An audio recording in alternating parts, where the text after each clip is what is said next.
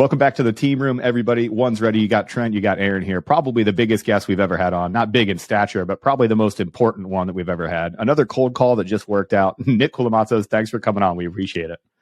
Excellent. It was a great intro. You just said my name wrong, but yeah, I say Nick the Greek guy because I don't know how to say your really last name nice of you to say. Is my internet just completely froze, and that's why the intro gets screwed up. And here we are. There we go. That's what it was. It was a technical issue. Thank goodness. It's because thanks for having me on, guys. It's an honor. Yeah. Like I said, we really appreciate it. Why don't you tell everybody just a little bit of background about yourself? Yeah, absolutely. I served from 2012 with the Marine Corps.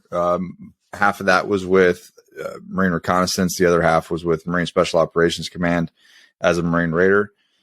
I left that and navigated my transition, both gracefully and horribly all at the same time, and became a serial entrepreneur. And then 10 years later, managing a bunch of really awesome businesses, doing some really great things in the world, and trying to change men's lives, man, one family at a time. That's what I do now. Absolutely. So your time in the Marines, you were with Force Recon before, and then you were lucky, some would say, to be there right at the beginning of the MARSOC teams. And something drew you to that assessment and selection as a cross trainee. You definitely didn't need to do it. You were already established in Force Recon. You could have just head down and pressed on. What was that impetus to get you onto those MARSOC teams right in the beginning? So for my generation, it was kind of interesting because I was with Second Force Reconnaissance. And then they needed a bunch of E5s to go out to Okinawa and be assistant team leaders and team leaders. So I went out there for 3 years. Well, the agreement was that I would come back to Second Force. And so when I did after my time, but we had just rolled up the flag of Second Force and became what is now Second Raider Battalion. And because of that, I came back, but it was now MARSOC. They showed back up. And they had I think I went through maybe the second selection class. So we had just started selection, and they were like, and I was a staff NCO, and I just came back from being a platoon sergeant, and they're like, Nick, you got to go through selection. And I'm like, what the fuck? Oh, perfect. Perfect. Yeah. Well, welcome back. Thanks for doing us a favor. Now go get your dick kicked in. Yeah. And, that was my initial reaction, my ego getting the best of me. But, as most young men do that job, right? But once I went through and I saw the process, and once I went through and I saw who was getting selected and who was not getting selected and how they were running selection, I was like, oh wow, this is like a very, very good process. They have a really good product, and they create a very good product. So as a leader, I immediately got the buy-in. I was like, okay, it's needed. There's a reason for it. And then we went from there. I actually cadreed before I was one class right before I got out, but just an amazing process. But yeah, I had to go through selection again, and very, very happy that I did in hindsight. What lessons did you learn? So as you were going through selection, we all learned things about ourselves, right? Some of those things are highly uncomfortable. What was kind of that first eye-opening moment in your selection process where you're like, oh no, this is going to take my full measure to get through this thing? So I'll be 100% honest with you. I didn't take it so seriously. Okay. That is a technique. So, I mean, you gotta understand, because I was there, I was a staff NCO at the time, but by the time I went through, I had guys that were cadre that were junior guys that were like my slack men on my team as cadre as I was going through. I remember one time I pulled one over. I said, if you fuck with me on this event, when we get back, I'm locking you in a wall locker. To everybody that's going to go into selection for the Air Force, I'm going to listen. That's a technique. I don't suggest it. You're not in the same space. The instructors are not your friend. Yeah. So maybe go a little bit softer, maybe a little bit more nuanced. It was a very different process. I mean, I did keep being a Force Recon Marine. I knew that you had one, I know there was a long game to it, right? I had experience. I wasn't a young kid going through this at the time. So I knew what was important. I knew when to ask questions, when not to ask questions. I had a lot more experience under my belt than a lot of other people. The guys that were in my age bracket and my experience level, we all just absolutely crushed it. We got back before anybody did. We just, I'm not saying that I was the best by no means, because I've got some people that, I ran around with that were absolutely just savages. But you just right above the average level, right? And you just cruise the entire time. I trained really hard for it. And that paid off, because physically it's more of a mental, like, I have to do, I'm going to wake up and get kicked in the dick for, however many hours every day until this thing is over. Right. Yep. And that's really what it comes down to, is like having the understanding that you're going to go do this thing. It's going to suck. Eventually it's going to pass and it's going to end, but you got to wake up and lean into that suckiness every single day and be okay with that. Like be happy with it. And, so for me, with my background, I saw people kind of mentally crumbling, and I just kind of laughed. Matter of fact, one of my superpowers is when other people are super miserable, it gives me more strength. Oh, yes. It gives me power. God forbid. You want to see me go. It's super fucked up, right? Because like I see these people struggling, and like they're just whimpering and they're like crumbling. And when I see that happen, it's like I'm drawing their energy off of them, and it makes me go faster. And you get a piece of their soul. Yeah, you do. Yeah, it gives me David power. Goggins. Yeah. You steal their. God forbid. I would have people that would quit next to me, and for a second you're like, "Oh no, don't quit," and then you're like, "Wait, you quit and I didn't. I just took your power. Give me that. I'm going to need that later in this pool session." Yeah. So the more that people struggled, that people struggled around me, just the better I got. Yeah. Well, I think this just like makes me think of, we get a lot of questions about people about age, and them not understanding that maybe being in your late 20s, early 30s can be an advantage in a lot of ways. Yeah. But also I want to go back real quick I think most of our audience is trying to join the Air Force and understanding what a staff NCO is, and kind of understanding where you were in your career during that time. So like the Marine Corps is a little bit different than the Air Force. They actually take NCO seriously, and especially once you become a staff NCO, everybody actually has to call you staff sergeant and not just like, "Hey bro, dude, what's up?" So can you explain like kind of how the Marine Corps works through that process, and then also touch on the age thing? Yeah. So the NCO thing, when you become an E4 in the Marine Corps, you are a non-commissioned officer. That really is it's like the lowest level, but the Marine Corps looks at you as a pretty significant leader. Like you are there, and I don't know the exact percentages, but it's something like 70-something% of the Marine Corps is E3 and below. Dang. If that gives you like a mental, where the pyramid is, it's a very heavy on the bottom side. Yeah. Right. So you become an E4. Now you're like, okay, I'm basically a junior NCO, and I'm leading Marines. And then you become a sergeant, and like, that's like sergeants really, they run the Marine Corps. Right. Like you're talking about directly to the men. Like that's who's running the Marine Corps, especially if you look at the Marine Corps as a conventional force. And then when you become a staff NCO, you become a staff sergeant above. That's really when you're not just leading you're leading platoons to company size of men. Like a staff NCO in the Marine Corps is like dad. Yeah. You know what I mean? 100%. That's the best way that I can explain it. Like that's dad. Yep. A sergeant or a corporal's maybe like the grumpy older brother that you have to listen to, that will beat your ass if you don't. You know what I mean? Right. Yeah. To help you, that kind of give you an idea of what that looks like. I think I had been in 6 years by the time 6-7 years by the time I got promoted to staff sergeant, so that I was so what was I 19? So 25, right. 25 years old. 25, 26, something like that.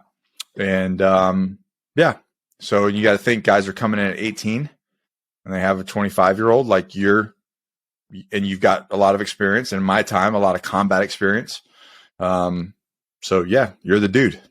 it's wild to look back at yourself as like a mid-20s guy and like understand like how you viewed yourself and your reputation within this community, you know, and all these young guys telling you things. Yeah. Like, and now I'm like, you know, I'm 40 years old. I look back and I'm like, I was a baby. I was a baby making idiot. like grown up decisions and thinking that I was, you know, like, it's crazy.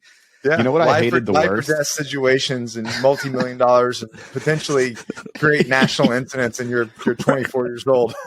Yeah, and the military also wouldn't let you have a stove in your dorm room. You could be a 24-year-old leader of a fire team, and they'll be like, "Yeah, but you can't have a toaster inside the barracks." I hated when people would. That's too much. I hated when people would tell me, you know, I look back when I was 25 years old, my brain was barely fully formed, and I'd have 40-year-olds that would be like, you know, Aaron, you don't really understand stuff, and I'd be like, fuck you, I'm a grown man. I had kids at that point, you know, whatever. I look back now and I was like, oh my God, I was an idiot. They were right, because I look at 25-year-olds today and I go, wow, how do you even you do need oversight, you do need guidance, you do need mentorship, and then it forces me to look inward, and then that makes me feel bad. So I don't do that a whole lot, you know.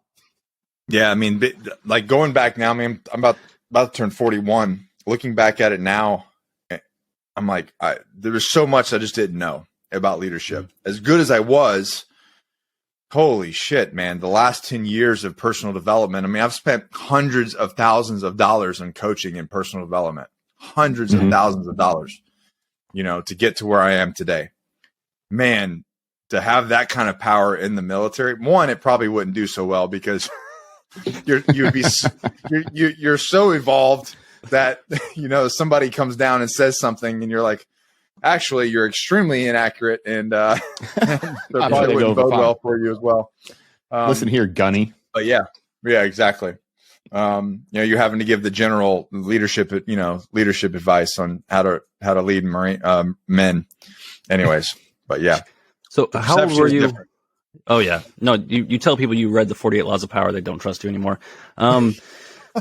How old were you when you went through the reconnaissance selection course or training?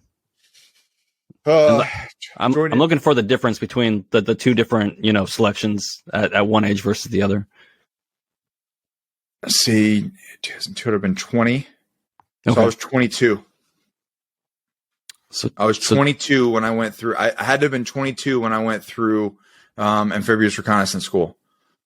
So was there like a big difference in the way you prepared for that versus, you know, like when you went over to MARSOC? So obviously, like, you understood the game a little bit better, and I'm assuming being a little bit older. Yeah. I didn't know anything about recon really when I went into it. And, you know, I was just like, I come from, you know, you guys, you know, like the 90s it wasn't functional fitness. It was go to the gym and get jacked. 100%. Yeah. Yeah. Go jack steel, right? Biceps, go get bigger. Strength is function, is it not? It is a function. It is a core function. But yeah, it was, you know, eating tuna fish out of cans and jacking steel. So that's pretty much all I did. And as far as the running I did, it was just like whatever running the military said that I had to do. You know what I mean? Other than that, there was no really other, you know. So I went there very strong. I went there decently physically fit. Definitely not running capability. Like they ran my dick into the dirt. I mean, I ran when I went to RIP. So RIP was Recon Indoctrination Platoon. They don't have it anymore. Now it's like kind of like what you guys have. It's like a BRC or, you know, Recon Marines awaiting training. And then they have like RTP, Recon Training Platoon. So it's like and what's sad is, and we can get in this a little bit later, what the reason for that is because there's so many unqualified young men physically that they're now having to create things. SEALs had to do it as well, because guys are not physically capable of completing the course at the current standards.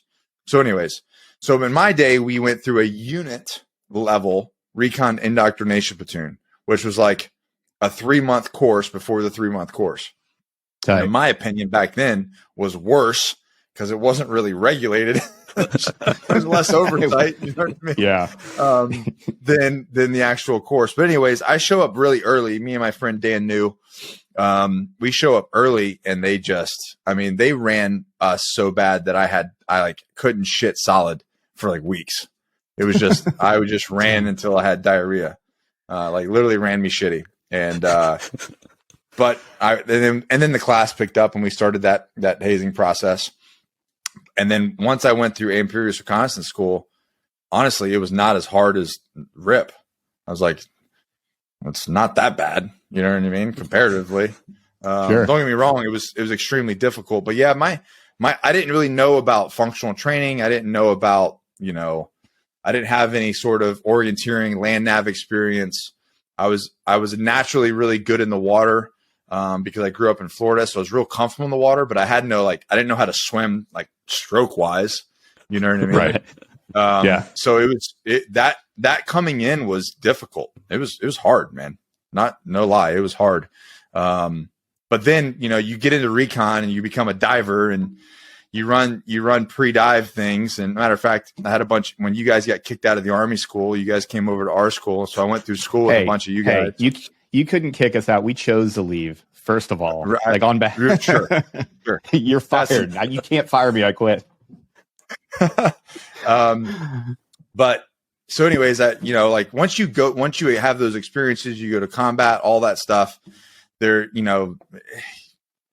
it's just a different level of experience. You know exactly what to do. So I was actually doing a lot more orienteering, a lot more rucking, not so much focused on gym stuff as I was like pull-ups, push-ups, calisthenics, being more like that. Still did barbell stuff because you got to have that strength.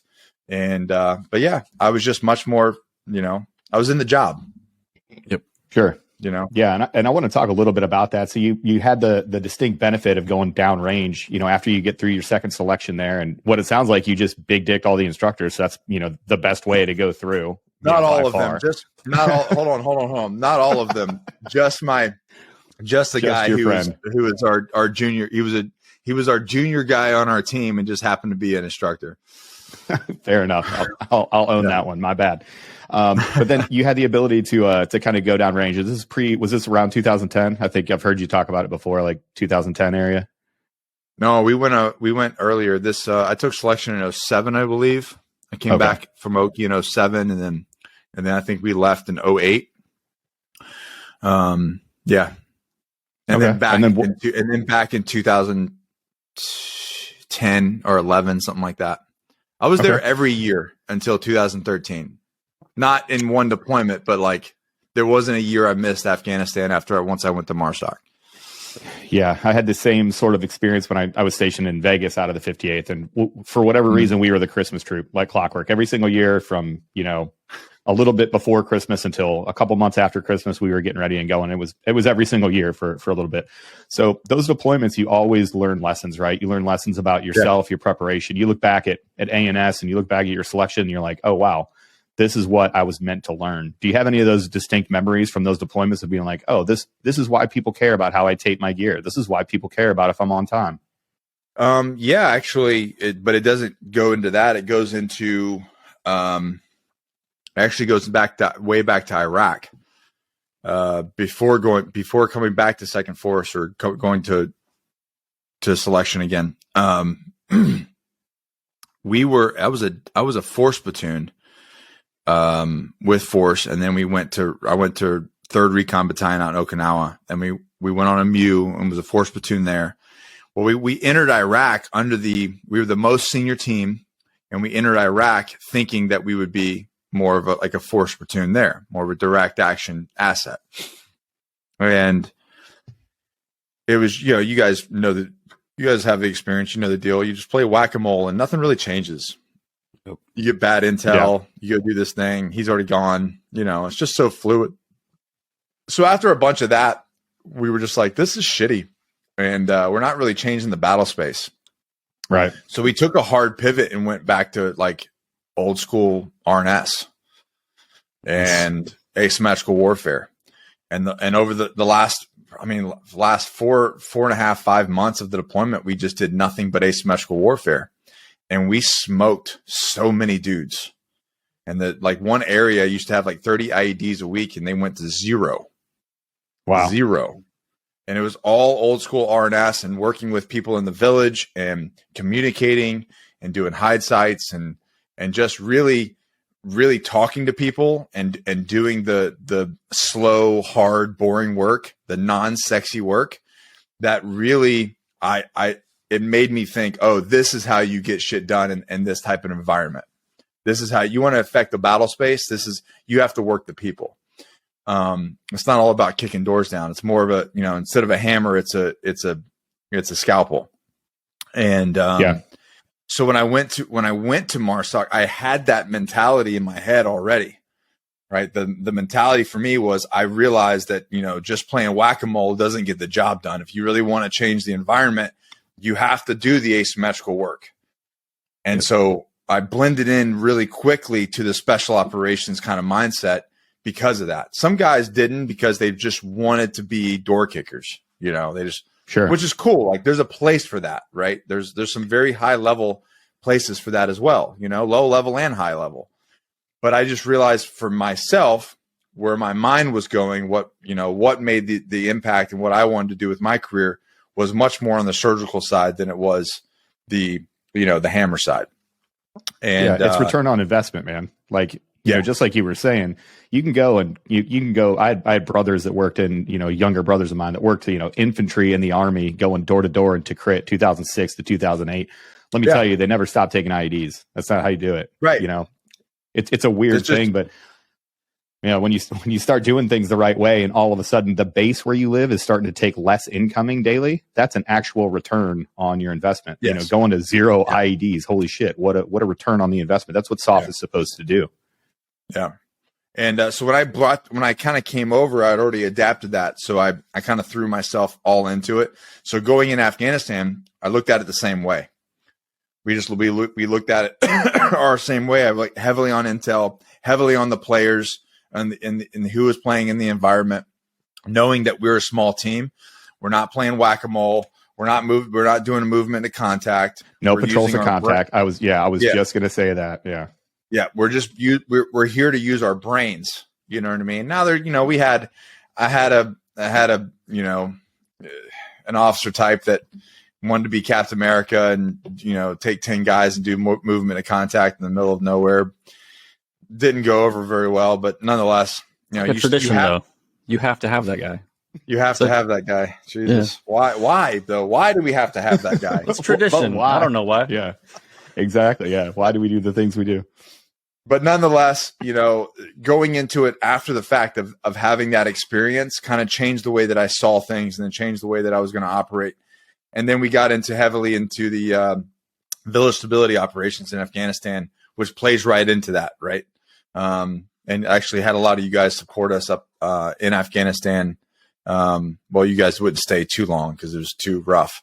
So you just kind of come in, live that life, and then bail out back to your nice pads. But you think you're going to make me feel bad about that? Those rooms were super cold. There was great food. You guys were all like, what is this, a truck? Did you dig a hole to sleep in? What is this? How do you live like this? But yeah, that's to answer your question in a long way. It really kind of, that lessons were learned early on in the wars. And then they kind of, that kind of gave me the experience to kind of go forward in my career. Yeah. And then you use all these lessons. We get this big bag of tricks together and we get our toolbox together and we get all these things. As you go through your career, you found it was time to walk away from the Marines and walk away from MARSOC, and kind of, in the middle and leading up to that, you've been very open about your struggles and, and now I can say your triumph with your own mental health. Through that process, you learn more lessons as you go, right? And you try to use some of those tools that you got from MARSOC and from doing hard things, and to kind of transition into getting out of the Marines and into what you're doing now. Like, you had to have that extremely hard process of those struggles with mental health. Like, what did you learn from the military and from SOF specifically that got you through those times, or maybe even on the flip side kind of led to some of those hard times?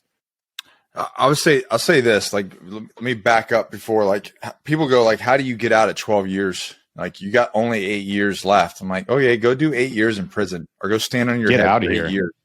Get out of here. Right. 8 years in my life now, it goes by the blink of an eye. 8 years 100%. doing that job, that's a different world. So I did a very, I don't know if you could call it honorable or like like what operators typically do. I never took a break and went to a schoolhouse and did a school billet. So from 2000, well, I guess from 2001, since the war kicked off until 2012 when I got out, I was in an operational capacity the entire time. Why is that? Well, you want to stay relevant. You want to stay relevant. You want to do your job. You want to, if you're a football player, you don't want to sit on the bench. You want to play the game. No. You want to go compete. You want to go win. Yep. You want to go make a difference. Exactly. And you can't stop it. It's a drug, man. Now, if I would have had a good leader, I did a podcast with, he was Master Gunnery Sergeant Stuber. I worked for him out in Oki, and then he came to the command, but I didn't work for him. If I would have had somebody like that would have set me down and said, Nick, listen, you got a family, you got kids. I'm putting you on a break. You can hate me. You can call me a motherfucker, even though we're friends. You can call me all the names you're doing, but I'm doing this for you. But you're taking a knee, right? So you can take a forceful knee, go get some of your body worked on, because I'm sure you're broken and lying about it, like we all do, right? Yep. Take a knee, go get some normality in your life. Go get it's a 9 to 5. Now you can have weekends with your family. You can kind of have a normal life for a couple years. I probably would have possibly stayed in, but because I didn't, and I just went like 300 miles an hour for 12 years, man, I was turning into and we all know him, the grumpy senior dude, the guy that just like, fuck you, fuck this, fuck everybody. Yep. You know what I mean? And like, I had lost a sense of my humanity. So there's a couple things at play here. One, very angry human being, zero empathy, did not look at humans the same way that I do now. I'm sure you guys understand what I'm talking about. Yeah. Just very callous and cold and angry person. And I saw myself heading down more of that road, not to mention, so that's that. And next to that, even though you're in special operations, even though you're in the military, you're at the best of the best of, and it really is. I mean, was it 0.4% joined the military, and then less than 1% of them joined, some sort of special operation. So you really are a very unique American, right? Like, let's hand it to these people that do this job. They are a very unique, top of the line, like, model of an American. So I did not like that there was still a system that my personal development and my professional growth was hampered by this system. Mm-hmm. No matter how much I grew, no matter how hard I worked, no matter how much I gave a shit, it didn't mean that I was going to get promoted. It did not mean that I was going to move up. I was a cog in a wheel. And I was ready at 12 years, I was ready for my output, what I give, what I do, what I learn, and what I can provide value to be compensated both in, status, life, whatever, not just necessarily monetarily, but my return of investment for my effort. And you guys know as well as I do, you can do the bare minimum. You can do the bare minimum and still move up the ladder. Still get promoted, baby. It's a war of attrition. Yeah. I had a senior guy. I mean, you want to call him senior. We were in the same time. He just did the bare minimum. He told me, he said, you know what your problem, Nick, is? You care too much. He goes, look at me. He goes, what a thing to say. He goes, he's like, honestly, and he wasn't wrong. He's not wrong. He goes, look at me, man. I do what I need to do. And things work out for me. He's like, you work too hard. You care too much. And I said, and that was one of the I mean, there's a lot of signs, but that was a big one for me that I was like, this isn't the place for me anymore. Yeah. And that was when I said, okay, I'm going to exit. Well, you're in a very personal business, but the military is a very impersonal bureaucracy, right? Yeah. And so that's a great way to put that. Like that job, our job in the military is a very personal job. Right. It's intimate. You make intimate connections with dudes. You love other people. Like you really, I have love in my heart. I get off the phone with my friends that I've made through this job, and I don't say goodbye. I say I love you. I tell my friends I miss you. Absolutely. Like love you, man. Like exactly. Everybody. Like when I saw, Trent and I just got back from SHOT Show. I don't know how many of my friends I just openly hugged, and it wasn't like the bro, I'm gonna shake your hand first. No, it was come here, give me a hug, dude. Like I haven't seen you. Like I get it. Yeah, but you're right. The military is it's a machine that doesn't care about you. Yeah, well, and it's difficult, and I think that leads to some of those like mental, you're disassociated from reality, right? Like you're part of this giant bureaucracy that doesn't care about you, but you're part of this team where you make the difference between life and death, and you're expected to make all these decisions, and then you come back home to your family. It's just all these things are so weird. So I can't imagine people not getting affected mentally by these environments that they're thrown into back to back to back, right? Like you're not going on a ship necessarily like World War II and spending months coming back across the Atlantic with all the guys that went through the similar experiences. Like you get on a plane and it's like, okay, you're home. Go hang out with your family. Also, you didn't get promoted. And you're just like, yeah. I distinctly remember we had a mission that popped off. We turned over, and then I was in Germany like less than 72 hours later. And then no kidding, I got home and it was like the first thing that they did. They're in processing. They're like, hey, you're also red on all your IMR. So before we can give you leave, like you got to go like see the doc and do this CBT and stuff. I'm like, dude, 96 hours or 108 hours ago or something, I was no kidding getting off of a helicopter on my last mission in Bagram. Yeah. And now here I am in Las Vegas, and you're telling me that I need to go do admin work. Like it was the most surreal thing of all time. Like there was no way to wrap your head around it. So Nick, like how did you get back to who you are after all that? You know what I mean? Like I know it's been a long process, but like where did you feel like it broke? And then like what was the first step in realizing that you needed to reconnect with the person that you used to be, with, people, and developing that healthy relationship with, the actual world again? So I'm going to I know what you're trying to say, but I'm going to correct you on one thing. Yeah, that's fine. There is no going back to the person that you were. Right.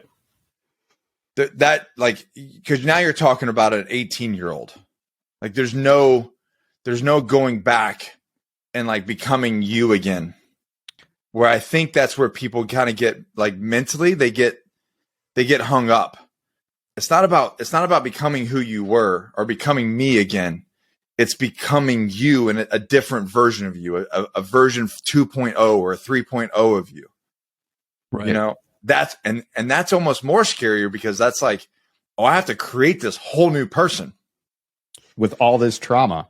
You're starting behind the 8 ball. You're like, I have to create out of this crumbled piece of human. Like I just can't reflect what you said enough. Like you feel differently about humans when you get back from that first deployment or whatever. You feel differently about the humans around you and humanity in general. And to try to build something out of those broken pieces, like that's unreal. It's a Herculean task. So you don't know that you're broken. First of all, typically you just don't know that there's something wrong. Well, there's something, you're unhappy, but you don't know that there's actually you're the problem. Most of the time, everybody else is the problem. They're like, oh, my life sucks. My wife and kids suck. My job sucks. No, dude, I hate to break it to you, Holmes, but you're the one that sucks. So the issue becomes this. And if you want to talk specifically in special operations, the issue is this. What you do, and this is never a good idea because you should never attach what you do to who you are. But what you do in that job is also who you are. It's the neighborhood that you live in. It is the schools that your kids go to. It is where you hang out. It is the clothes that you wear, down to your shoes, down to your belt, down to your t-shirts, your hairstyle. It is the things that you consume, the drink that you consume, the television that you consume. I mean, it is who you are. And we get told you're this thing for life, especially in the Marine Corps. There's never always a Marine. Never a former Marine, right? You're once a Marine, always a Marine. And then they have this thing in MARSOC where you're like, MARSOC for life. Hate to break it to you. It's all a lie. When the door shuts, and you are on your own. And I think that's the biggest thing is what happens is, guys, you remove all the trauma, remove post-traumatic stress, remove trauma, remove experiences, remove all this, the traumatic brain injuries, physical injuries, whatever it is, remove that. And you take it all the way down to just a dude that has nothing really wrong with him. He goes through an identity crisis. This is literally no difference than the kid who's been playing pee-wee football, played middle school football, or elementary, middle school, high school, college, went to the NFL, blows his knee out at 23. All that kid knows is football. And they go, you're never going to play football again. What do you think that guy's going to do? Just bottle most of the time. Just bottle, spiral. Drugs, women, go right down the hole, depression. Yep. Why? Nothing really happened to him other than an injury, but he doesn't know who he is. If he can't play football, you took away his purpose. Yeah. You took away his purpose. Right. It's his purpose. If I'm a Marine Raider, but all of a sudden I'm not anymore, I'm not a Recon Marine, I'm not a Marine Raider, then who the fuck is Nick? Don't know. I don't know. Yeah. And you're like, what do I do? What do I do with my time? I don't know. And then you compound all the other issues, right? Maybe you do have a traumatic brain injury. Maybe you are dealing with low testosterone. Your endocrine system is shot. Your pituitary gland is shot, right? You're depressed. Yep. Now you put in depression. Now you have, you're having physical issues and you're starting to gain weight and you're not living by all the things that you were doing before. You don't have a mission. You don't have a fucking mission. So we self-sabotage. And you also have civilians, everybody that finds out what you did in the military, all those expectations are still there for you to be a certain kind of person while you're still trying to rediscover who you actually are. And they find out you were a MARSOC dude or Force Recon guy, and they're like, oh, like you must be fantastic at everything. Nothing affects you. And you're like, Meanwhile, I'm over here crying. I'm like crying myself to sleep. Yeah. Right. Yeah. You're like, the last thing I want to do is talk about this. And it's all anybody ever wants to talk about. People, I ran into a good friend this week and he was like, oh man, back when we were really young PJs, you used to tell people you just work for like a phone company. Like, yeah, because I don't want to have to talk about being a PJ for 6 hours when I'm just trying to chill out at the bar, man. Like, can we just take a break? Can we just take a couple seconds? So, I don't know if you guys have picked up, I wrote a book about all of this. I don't know if you guys have picked that up.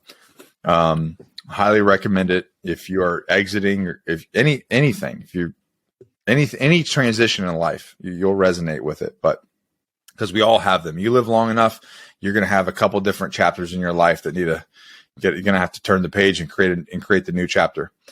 So when I got out, I got a job doing almost the same shit, just making 3 times as much money, like we all do, right? Yep. And and then when I got done with that job, I started a training consulting company doing the same shit. I just thought I could do it for myself. But the whole time, man, I'm a wreck. I'm absolutely a wreck. And it took me 3 or 4 years to really get my shit together and get an ownership of what I was doing. I mean, almost to the point, like on the podcast with John, I was not expecting him to ask that question, by the way, Aaron. I don't know if you could tell it, like hit me. He was like, oh, we're doing this. Okay. Yeah. And then he, to his credit, man, he just jumped in both feet and so did you. But that was, like I was telling you before we got on, man, that was one of those things that you said that I thought, no kidding, that I was the only person that thought those things inside of my head. And to hear you and John expound and dive into it, and for you to continue to talk and just live in that uncomfortable place, which you talk about frequently with your 5 a.m. ice baths and with the things that you do, like, You have to be uncomfortable. I'd be remiss if I didn't put it out there. Nick's book is called Excommunicated Warrior. You can find it on nickkoumalatsos.com. We'll add it to our reading list as well on our page, so you can find that out, and we'll link it here in the comments. But I wanted to get that out there. Appreciate that. Yeah. Of course, it led me all the way down to, basically an incident on the beach where I had planned to, take my own life. And not because I wanted to die. Like, and I think I talked about that on the podcast, and I say it in the book. It's not because I don't really think people that commit suicide want to die. I think they're in so much pain. They're so mentally exhausted. They just want a time out. They want a break. They want the depression, the pain, everything they're dealing with is just a break, like a pause.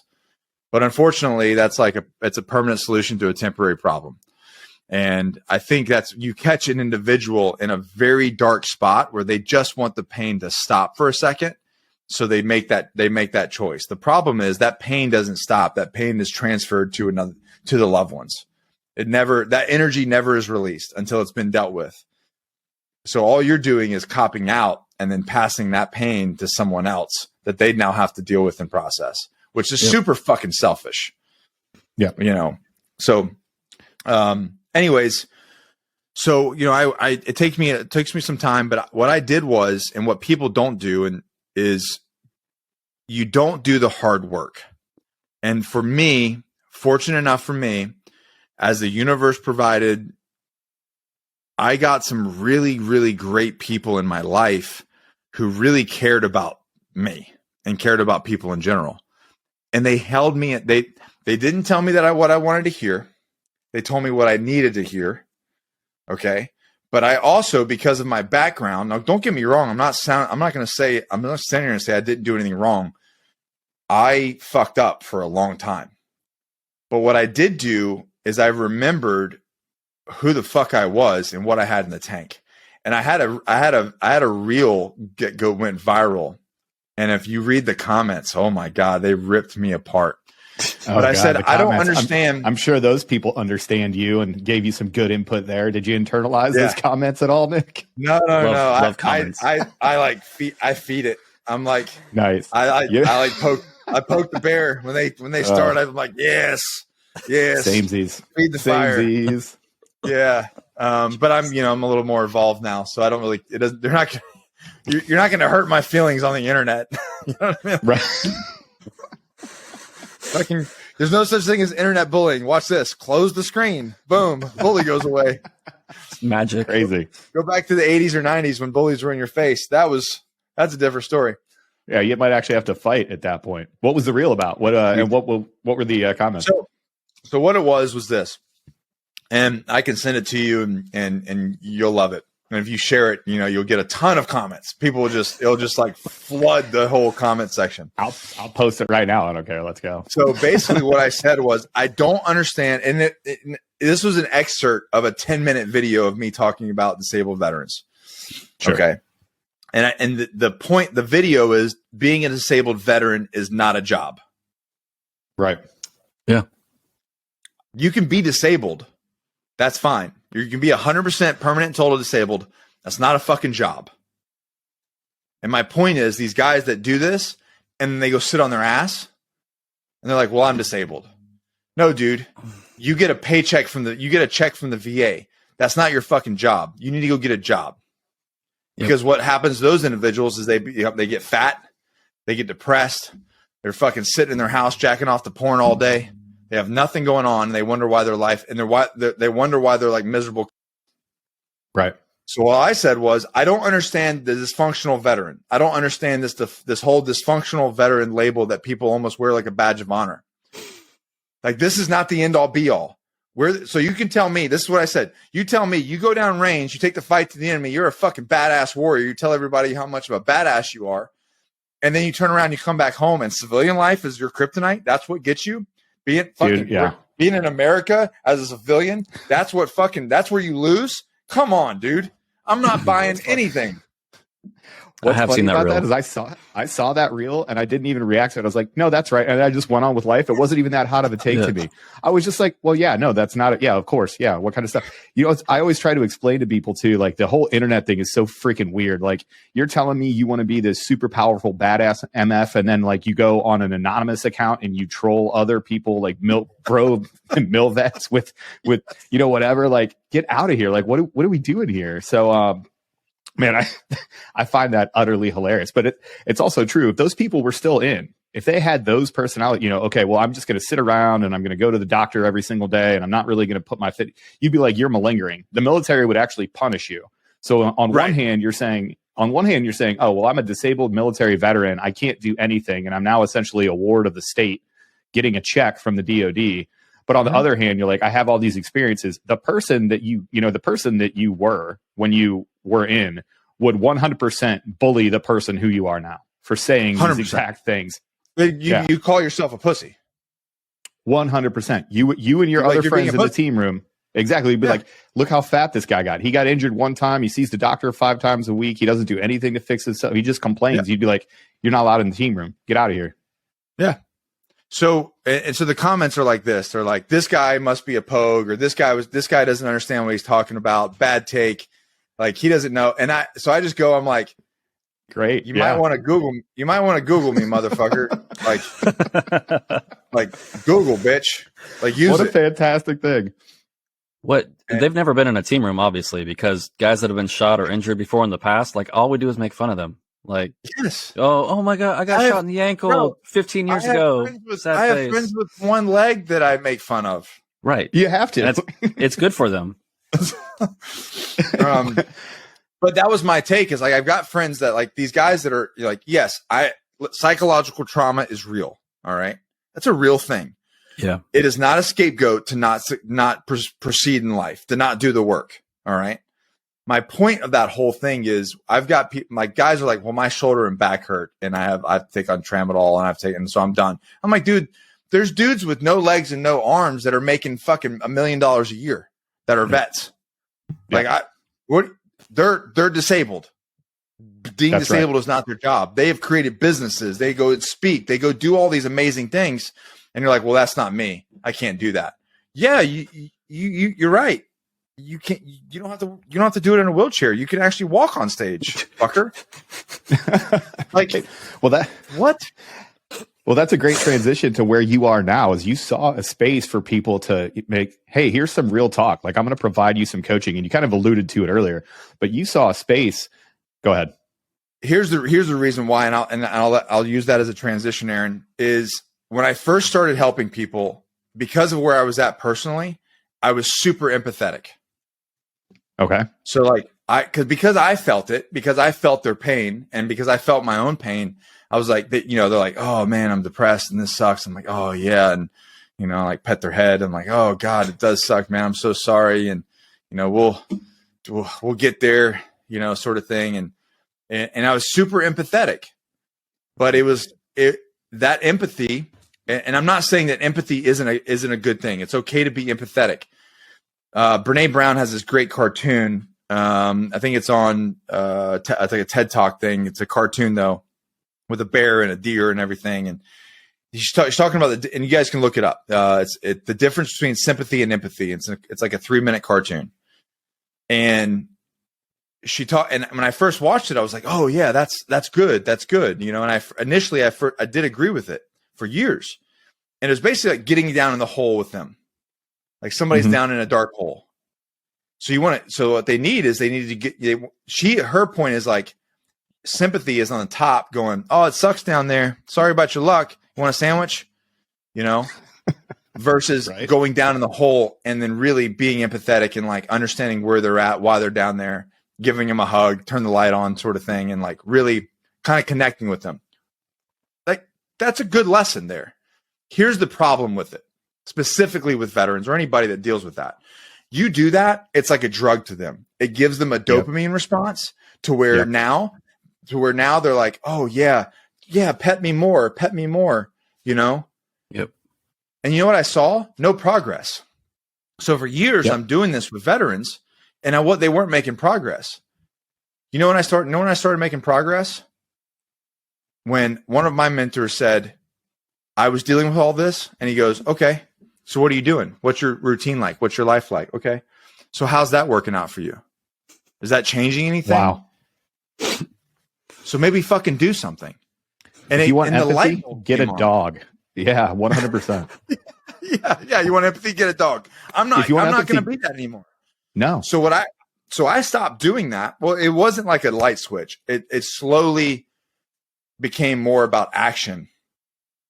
Action alleviates depression. Action alleviates anxiety, right? Action. That is what changes things. You're depressed. You're anxious. You're fat. Change your environment. Change who you're talking to. Change the things that you're listening to. Get outside. Change your routine. So I stopped allowing them to get dopamine from me. And then I started holding them accountable. Well, I'm depressed. Okay, tell me about your day. What do you do? I wake up thin. I don't do that. I do this. So basically nothing. You wake up, you're in your fucking fat, sloppy, sweats that you've had for 20 years that have holes in them, and you slop around the house. You fucking scroll, you finger fuck your iPhone for however long until you go pull up Pornhub and go in the bathroom and jack off with your sweats around your waist. And then you go back to playing fucking some stupid app on your phone, or just looking at chicks because you're disabled, right? So you don't have anywhere to be. And that's your fucking life. And you wonder why you're depressed. So I just started calling men on it. I just started calling them out on it. And boy, the fucking hate started to roll. But you know what? The ones that go, like what you said, Aaron, like, oh shit, I thought that was just me. The ones that go, oh, damn, you're right. And they're like, I'm ready. I'm fed up. Whatever this is, I don't like, and I want something different. I want something new. I want to change. Well, then those are the guys that go, okay. And man, we have changed thousands of men's lives, both veterans and civilians, based off that. Because what happens now is men no longer hold men accountable. Yep. Because we're so afraid. But what's so and this is totally by design, by our government, by society. This is a plan, man. It's been a plan for a long time. Yep. To decentralize men. You could not, in the 60s, with the way men were back in the 60s, all right? And I'm not talking about alcoholism, and because people are gonna pull up a million freaking problems. There's a million problems then, there's a million problems now. The difference was we didn't take shit. Men were united. There were men groups. There were men groups in churches. There were men groups outside of the church. There were men groups just in a community. If you lived in a community, men met. They went and had breakfast and coffee together. What is the situation in the area? You could not have pulled off the last 2-3 years if men were like they were in the 60s. You're right. Well, I think that's what I was talking about what the intent was when I said get back to yourself, right? Because we all had to go through that to get to where we got to in the military in the beginning, right? I think we all found our community. We all had to hold ourselves responsible and each other's responsible. Yep. And I think that's what happens is as you push out the other end of the military and you fall into all these traps that are out there, you lose that personal responsibility and then that community around you. And, we've talked about it before. The reason we call this the team room is at a very uncomfortable place when you first go into it as a new guy, right? It's rough. But after a while, usually want to keep your mouth shut. Right. But by the time when you leave that team room for the last time, like it's one of the saddest moments that I've ever had, right? When I left the actual team room, because you come to rely on it. Like that is your whole community, like you guys have been through everything together. And so I think when you walk out the other side of that, and a lot of people have never experienced this in their lives, is having that community of people, that community that values responsibility, that values outcomes and action over words and emojis and thoughts and prayers and all that other nonsense. Exactly. Yeah. And I think that's what we've lost over the years is like, we need to become men of action. And I have a whole talk that I give on, hard, easy over easy, hard. But, if you truly look at the most proudest moments in your life, okay, most proudest achievements of your life, and I've done this in a group, a big room full of men, and I just said, hey, raise your hands. I want to hear the biggest achievements that you've had in your life. all of them is something that they had to work very hard to achieve. Yep. Nobody said, "Oh, I was sitting on the beach drinking a fucking Corona. I'm sitting back with my feet up at this location." It was like, "Well, I did this." Yeah, like nothing like that. Who cares? It was like, I did this. I did an ultra marathon. I did, a Spartan race. I lost 100 pounds. I saved for 10 years and bought my family business. You know what I mean? Like, there's always these different things, and there's always this trend of some sort of extreme hard work. I ran a marathon, simple as that. For people that are not like running a marathon for the average person I don't know the percentage of how many people run a marathon, but it ain't the majority. I'll tell you that. Right. It ain't a lot. You know what I mean? So like, if you look at if everybody's listening and you think about the most proudest achievements, like us passing selection multiple times for some of us, multiple selections, right? Passing pre-dive, passing dive school, like our biggest achievements that we have in our life all come from extremely uncomfortable, hard things. So what happened to me, I did all those hard things for 12 years. Well, my whole life was hard, but we didn't even get into that shit, but, gangs and felonies and all that kind of stuff. But, I get out of the military. My whole life has been one achievement of doing a hard thing over the other. And I thought that I could, how do you put it? Like, live on your laurels, whatever. Rest on your laurels. Rest on your laurels. Yeah. Yeah. Like, I was like, well, I've done the hard things, right? Now I've achieved this level that I can relax. No, man. Do you know what drives me nuts is, this is a side note. Like on Instagram, people are like posting these things where the stairs go up, like, do the hard thing now so that you can do the easy thing later and the stairs go down. I'm like, hey, fun fact, the stairs never go down. The stairs never go down.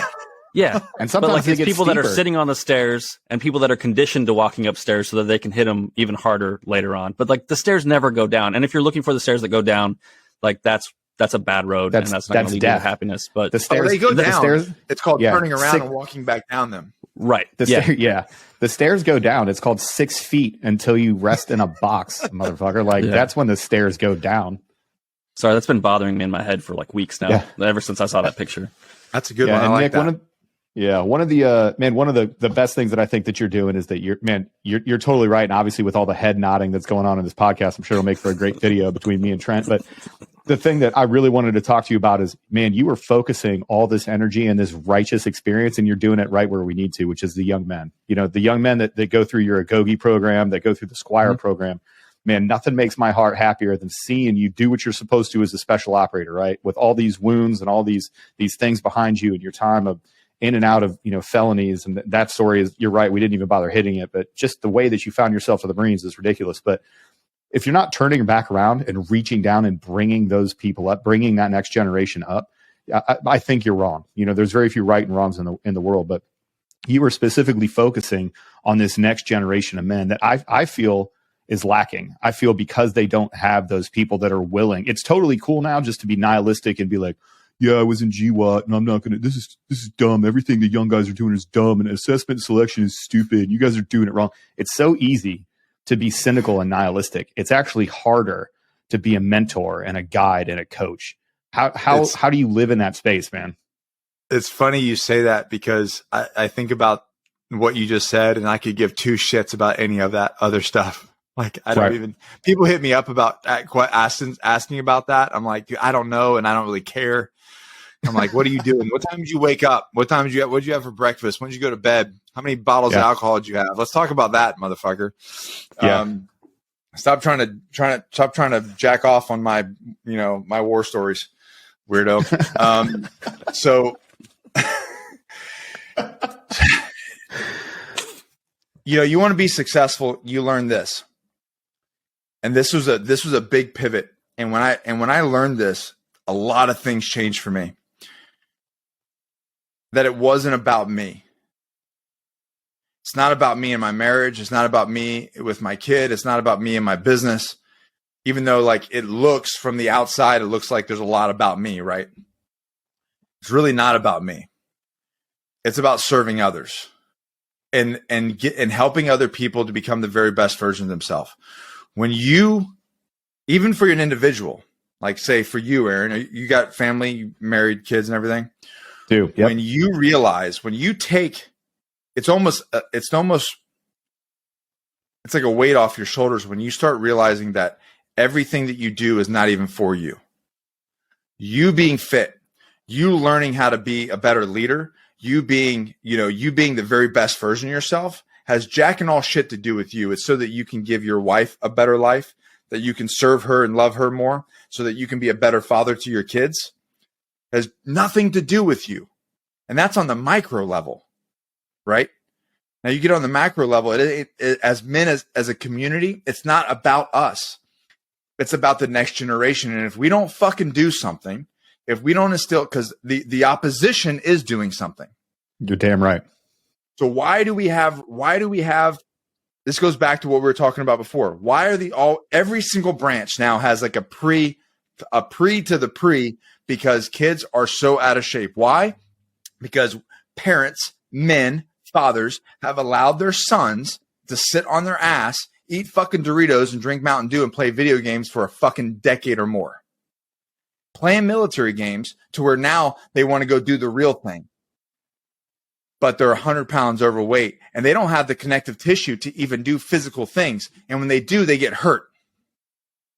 Yep. That's and right. They don't even have the concept of what hard work is. They don't even know what it is and why that it's beneficial to them. That's so right. If you guys and myself don't fucking do anything, you want to talk about being doomed? We're fucking doomed. Yep. So the reason, Absolutely. so I have twofold. So I have so Josh Hansberger and I, he was a teammate on my last team, went through a grueling parachute injury out at Otay Lakes, compound fracture of his femur and all kinds of other stuff. It's brutal. Fully recovered from that, but that unfortunately was his exit. We always obviously did a bunch of stuff together, and over the years we came up with the Agogi and the coaching program they do. So that really is focused at fathers and men, getting them back. And we got a lot of veterans in there, a lot of law enforcement, a lot of vets that just kind of like we talked about. They just, read the script, the old bullshit script, and fell into that trap. And now they, and me calling them selfish and holding them accountable, said, hey, you know what? I can be better and I need to be better for my family. So that's one fold. So that, and then the second thing is the Squire program that Bedros Keuilian started and that we're bringing to North Carolina to instill morals and these values in these young men and teach them that doing the hard things, and this kind of goes back to what I thought earlier, that I could rest on my laurels, but resting your laurels just means that you're going to go down the road of depression and anxiety and you're going to feel like shit. All the comfort, it's a lie, ladies and gentlemen. Comfort is a lie. You want to be happy? Wake up fucking early. Go do some hard shit. Let's go. Be uncomfortable. It sounds counterintuitive, but the most happiest people that I know have the most hardest uncomfortable lives. Right, yeah. And listen, No. I have to fabricate hard shit. Let's be real. Yeah. I make really good money now. All right. Over the past 10 years, I've built my businesses up. We're managing 7-figure businesses. Like, we're doing very well. I'm done very well for me. I'm very blessed. Okay. I'm very blessed, best person. You know what happens with that? I have a really nice house. I have really nice things. I have a nice $5,000 mattress. I have a coal pad on it that keeps it at a brisk 64 degrees while I sleep. That part I'm jealous of, actually. Yeah, right. Yeah, the sleep part of it. It's always the mattress. Big, slight flex. So you know what I'm saying? Like, bro, I live a soft life. So I have to fabricate hardship. Why? Because I don't get depressed. Ever. Yeah. I don't get anxious. Because I'm constantly taking action. I'm constantly doing hard things. And at this age, I'm still putting my body. I go this morning at 5:45 in the morning, I'm getting beat up by 15 guys in a jiu-jitsu gym. Nobody wants to wake up and get their ass kicked at 5:45 in the morning, especially at our age. Nope. Well, Guess what happens when you leave? Everybody leaves happy. Yeah. There's no place better or more positive in the world than a jiu-jitsu mat after a hard 1 hour and a half of open mat. Like there's you got nothing left. You're just like, hey man, you absolutely destroyed me. What just smoked? And you're just like, man, I got to get out of this. It's awesome. Awesome. Yep. And so the whole comfort is a lie. Easy is a lie. So either you can do hard now and have easy later. Okay. Or you can take the easy route, which is wake up late, hit the snooze button. Don't keep your promises to yourself.